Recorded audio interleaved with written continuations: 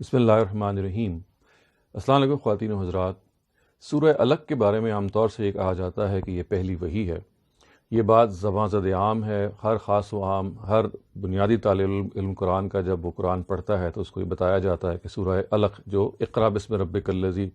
خلق کے الفاظ سے شروع ہوتی ہے اس کو پہلی وحی قرار دیا جاتا ہے۔ یہ بتایا جاتا ہے کہ یہ سب سے پہلے اللہ تعالیٰ نے نازل کی۔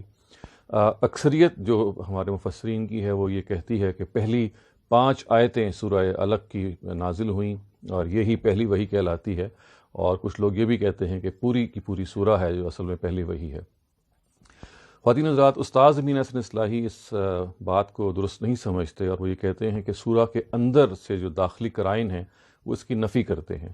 سورہ کے اندر جو ایک تند و تیز لہجہ ہے، اس کے اندر ایک ڈانٹ ٹپٹ کا لہجہ ہے، اس کے اندر غصے کا لہجہ ہے، یہ کسی طرح سے موضوع نہیں کہ اس سورہ کو پہلی سورہ مانا جائے۔ پہلے تو سب سے پہلے اللہ تعالیٰ ظاہر ہے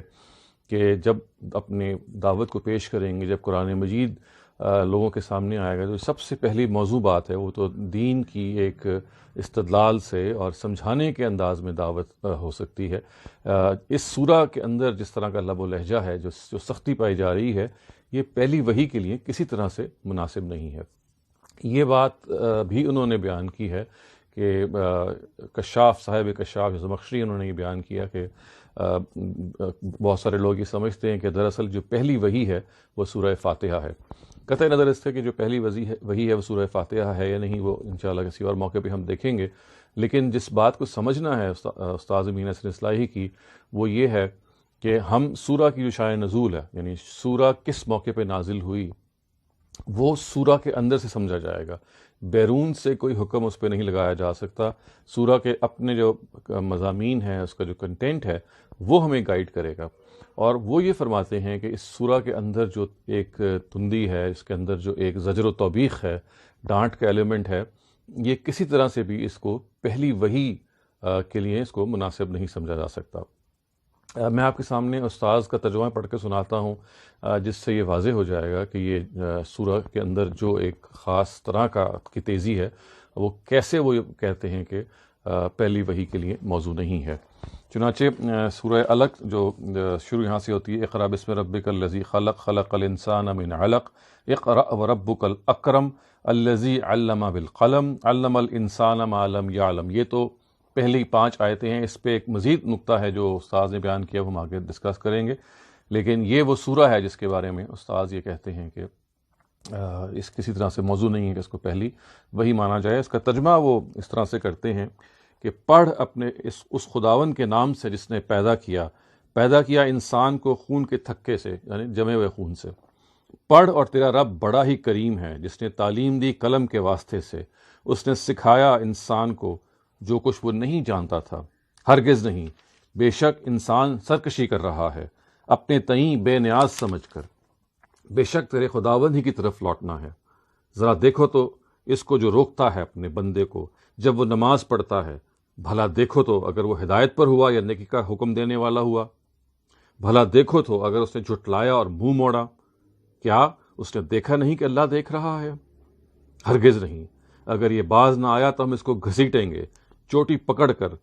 جھوٹی گناہ گار چوٹی۔ پس وہ بلاوے اپنی پارٹی کو، ہم بھی بلائیں گے سرہنگوں کو۔ ہرگز نہیں،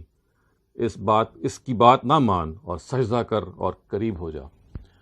تو خواتین حضرات، آپ یہ دیکھ سکتے ہیں کہ سورہ کے اندر کے جو الفاظ ہیں، جس کے اندر واقعی بہت تندی پائی جاتی ہے اور سختی پائی جاتی ہے، جو الفاظ ہیں کہ انسان سرکشی کر رہا ہے اور وہ اپنے آپ کو بے نیاز سمجھتا ہے، اور پھر یہ کہ ڈانٹا جا رہا ہے کہ دیکھو کہ جو اس بندے کو جب وہ نماز پڑھتا ہے تو اس کے ساتھ ایسا رویہ اختیار کرتا ہے۔ ہرگز نہیں، اگر یہ باز نہ آیا تو ہم اس کو گھسیٹیں گے۔ تو یہ وہ الفاظ ہیں، اور ظاہر ہے کہ پوری سورہ ہی کا جو ایک لب و لہجہ یہ صاف بتا رہا ہے کہ اس کو پہلی وحی کے لیے سمجھا جانا بالکل غیر موضوع ہے۔ چنانچہ استاذ نے اس کی بنیاد پہ تنقید کی ہے۔ اس کے ساتھ ساتھ خواتین حضرات، چونکہ اکثریت کی رائے یہ ہے کہ پہلی 5 آیتیں سورہ الق کی، جو میں نے ابھی آپ کے سامنے پڑھ کے بھی سنائی عربی زبان میں، وہ دراصل پہلی وحی ہیں اور بقیہ بعد میں نازل ہوئیں۔ اس پر بھی استاذ نقد کرتے ہیں، وہ یہ کہتے ہیں کہ دیکھیے یہ کوئی قرینہ نہیں ہے کہ اس سورہ کو ہم مانیں کہ 2 قسطوں میں نازل ہوئی ہے، کیونکہ اگر ہم پہلی 5 آیتوں کو الگ کر دیں تو دیکھیے جو 6ٹھی آیت ہے وہ یہاں سے شروع ہوتی ہے، کلا ان الانسان لیطغی، ہرگز نہیں، بے شک انسان سرکشی کر رہا ہے،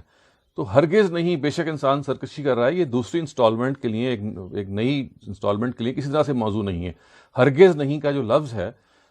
اس سے پہلے کوئی الفاظ ہوں گے تبھی اس کو ہرگز نہیں کہ جو کا جو جملہ ہے کسی نہ کسی طرح سے اس کو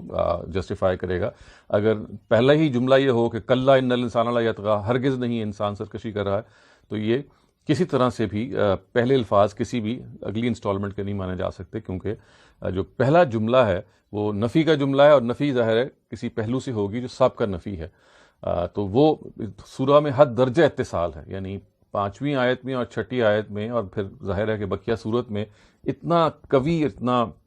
محکم اتصال ہے، اتنا آپس میں جڑے ہوئے ہیں کہ ان کو 2 انسٹالمنٹس میں نہیں مانا جا سکتا، اور لہٰذا یہ بات بھی صحیح نہیں ہے کہ پہلی 5 آیتوں کو ہم پہلی وحی مان لیں۔ خواتین و حضرات، سورہ الق کی تفسیر آپ استاذ امین احسن اصلاحی کے ہاں اٹھا کے پڑھ سکتے ہیں۔ اس بات کو انہوں نے بیان کیا ہے، اور یہ بات جیسے کہ انہوں نے لکھا ہے یہ نئی نہیں ہے، اور آپ نے یہ بیان کیا ہے، ان کے الفاظ یہ ہیں کہ وہ اکثر المفسرین علی ان الفاتحہ اول ما نزل، یعنی اکثر جو مفسرین ہیں ان کی رائے یہ ہے کہ اصل میں سورہ فاتحہ ہے جو سب سے پہلے نازل کی گئی، نہ کہ سورہ الق۔